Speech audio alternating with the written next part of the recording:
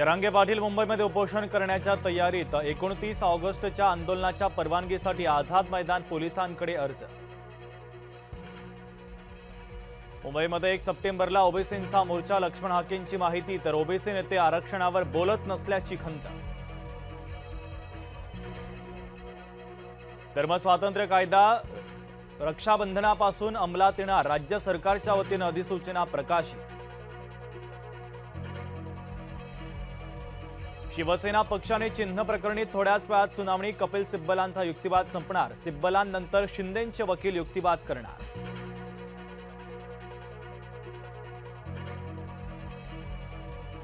शिवसेना पक्षावरील सुनावणी प्रकरणी शिंदेंचा श्रद्धा आणि सबुरीचा सल्ला, आपली बाजू मांडू तेव्हा विरोधकांची तोंड बंद होतील, शिंदेंचा दावा। पंतप्रधान नरेंद्र मोदी 16 ऑक्टोबरला बारामतीमध्ये विद्याप्रतिष्ठानच्या नव्या वास्तूचं मोदींच्या उपस्थितीमध्ये उद्घाटन होणार। विनोद तावडेंकडे पुन्हा एकदा भारतीय जनता पक्षाच्या वतीने मोठी जबाबदारी, आता उत्तर प्रदेशचे प्रभारी म्हणून नियुक्ती।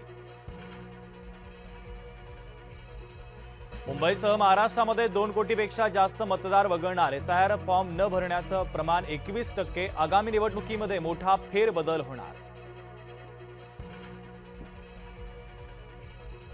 बेस्ट कर्मचारी पुन्हा संपावर, प्रलंबित वेतनासाठी कामगार संघटना आक्रमक, मुंबईकरांचे हाल होणार। जळगावच्या शिवरेदिगर येथील ग्रामसेवकाचा मृत्यू, ग्रामसभेच्या दरम्यान ग्रामस्थांनी घातला होता घेराव, सभेतील घटनेच्या धसक्यानं मृत्यू झाल्याचा आरोप। रत्नागिरीमध्ये आंबा घाटात दख्खनच्या जवळ दरड कोसळली, तर मुंबई नाशिक महामार्गावर देखील दरड कोसळल्याची घटना।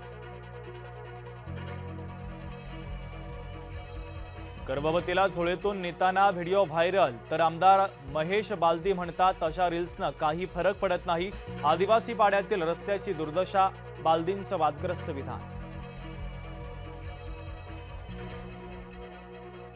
आदिवासी विद्यार्थ्याचा मृत्यू, चिखलदऱ्याच्या महर्षी पब्लिक स्कूलमधील घटना, विद्यार्थ्यांना तीव्र डोकेदुखी, उलटी आणि जुलाबाचा त्रास।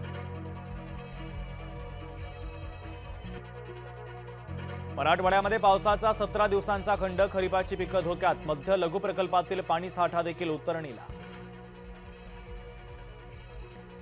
नाशिकमध्ये प्रेयसीनंच प्रियकराला संपवलं, मित्राच्या मदतीनं गळा चिरून हत्या, पुरावा नष्ट करण्यासाठी 18 तास मृतदेह घरात। पुण्यामध्ये विष्णोई टोळीच्या नावानं बिल्डरला धमकी, खंडणी न दिल्यास कुटुंबियांना गोळ्या घालण्याची दिली धमकी।